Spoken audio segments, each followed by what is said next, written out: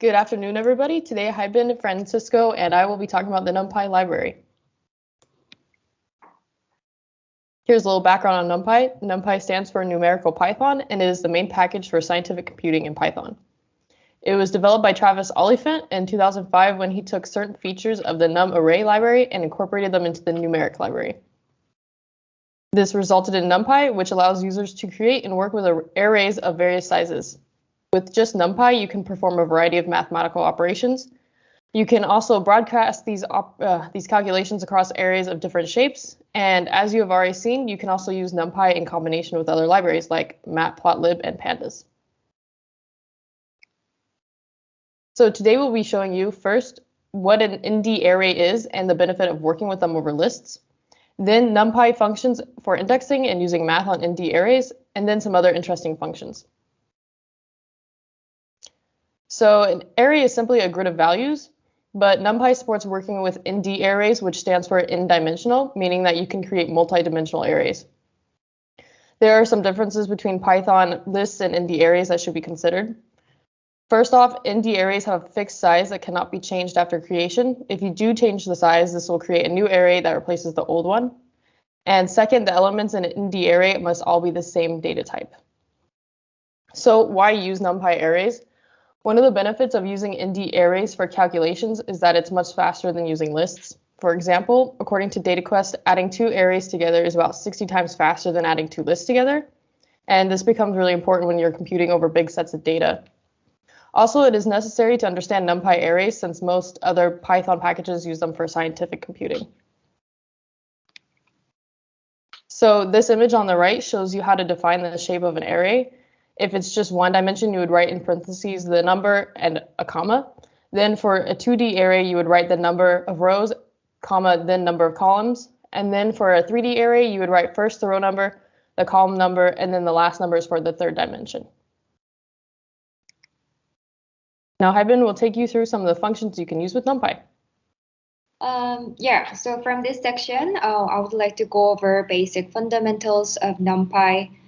First of all, we should import the NumPy package, and we shorten the name to NP for better readability of code, and I think it's a widely adopted convention. To create an array, you can use NP array function, and we put elements that you want in the squared brackets. Here we have 1, 2, 3, and we store them to A. And you can print the type of an array and shape and the elements of certain index. Here we have 0, 1, 2. And this will be the printed result. The class NumPy array is the type. We have 3 elements in one-dimensional array because that's why it looks like this. And 1, 2, 3 is the elements in array A. We can also change specific element of an index. So here, for example, we have 5 instead of 1, so the printed result will be 5, 2, 3. And we can also create a rank 2 array. In B, we have 6 elements, and they are divided by comma. So 1, 2, 3 are stored at top, and 4, 5, 6 are stored at bottom. And we can also use NP arrange function. So here we would like to get 15 elements starting from 0 to 14. 15 is excluded, and we can reshape them 3 elements in row and 5 elements in column. NumPy also provides many functions to create arrays. So NP zeros will create an array of all zeros. NP ones will create an array of all ones. NP full will make a constant array, and NPI will create identity matrix. And NP random.random, it creates an array filled with random values. Now I will move on to array indexing. So similar to Python list, NumPy arrays can be sliced.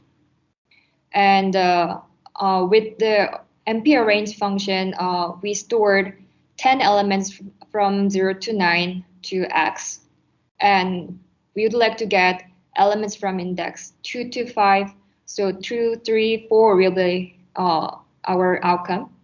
And if, for example, we would like to get elements from the start to -7, since the last element will be indexed as -1, and it will go like -2, -3, and -7 will be here.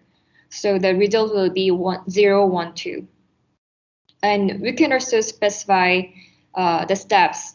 So for example, from element 1 to 7, but we're stepping them by 2. So the result that we'll get will be 1, 3, 5, excluding 7. And you will get an error message if the index value is out of bound. For example, the X has 9 elements from 10 to 2. But if you want to get element, for example, at index 20, it doesn't even have 20 elements. So you will get an error message like this. What's more interesting is we have also Boolean array indexing. So Boolean array indexing allows us to select the elements of an array that satisfy some condition. So here we have a condition that we want to get elements that are bigger than 2. So since 1, 2 are smaller than 2, we will get the result as false. And 3, 4, 5, 6 we'll have as true.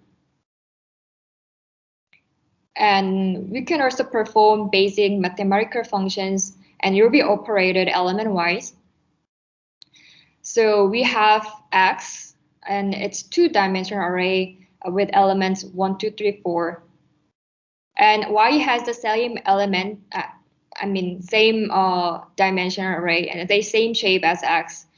And here, as we can see, we can determine the type of the data.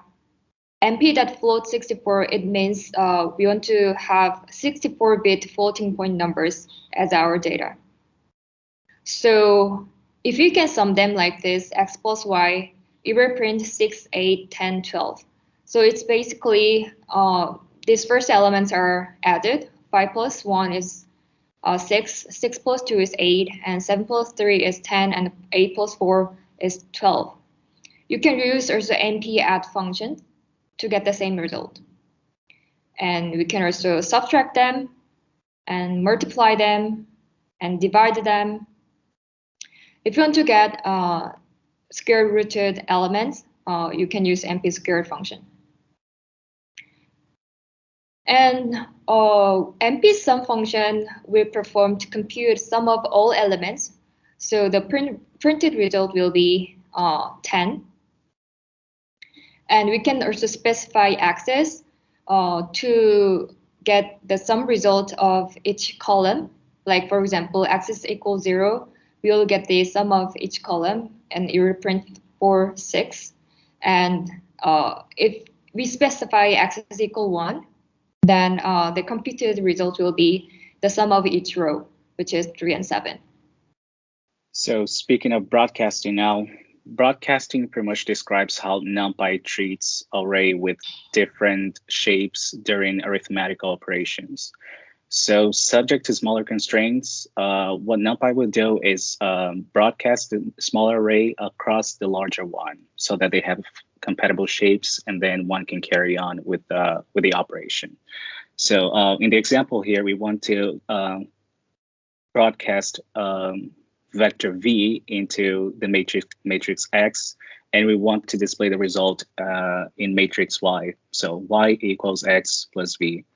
So here we can see that while X has 4 rows and 3 columns, Y has only 3 rows. So what NumPy does here is treat V as though it had 4 rows and 3 columns, so that the arithmetic operation is possible, as we can see here. 1 plus 1, 2, 2 plus 0, 2, 3 plus 1, 4, and so on. You can go down. Yes. So in this other example here, we can see that both V and W, they only have, V has 3 rows and no columns, and W also has 2 rows and no columns. So what NumPy does here is that it transforms the first vector, the first matrix V, into a column, so that the arithmetic operation is possible. And we can see this through the image here, where 1, 2, 3 becomes a column, and then NumPy multiplies each number by the other numbers contained in the W matrix, thus giving us 3 row and 2 column number. So we think in order to to grasp the functions of NumPy better, visuals are an excellent tool. So here I decided to use my own console to showcase how NumPy works, and so you guys can visualize how the functions operate in Python. So here I am importing NumPy as NP, which, as has been said, it's the usual way that you do it. And I'm using this function here to import, to process Python in the form of an image. So let's run this here. It's going to give us this variable here, which is a photo. And I put type here, and it says that it's a NumPy array. So pretty much what it's doing, it is treating reading a photo as a NumPy array. And we can see that this photo has 1,226 rows, 2,048 columns, and 3 here. This 3 stands to the RGB channels, which it pretty much means that we're dealing with a color picture and not a black and white one. So how are we going to play with this photo? Like, so far we can see anything here. So we're going to use the Matplotlib, which the last group presented to us early. So I'm just going to run this here, and we're going to have our picture here in the plot. So the picture is just showing what I told you before. I mean, it has 1,200 rows and 2,000 columns. And so let's do some slicing the photo to see how NumPy works here visually. So first, I added this function here, photo column -1. And what it does, it's going to reverse the rows of the pictures. So we should have an upside down photo. So next here, I do a similar thing, but instead of the rows, I'm reversing the columns. So this should result in a mirror image of the Hertie School. And in this example here, I am sectioning this original photo here. So I want to take rows 400 to 600, and I want to take columns 900, which would be roughly here, to 1500. So what this should give me is these 2 windows here on the second floor. So let's see if it does it.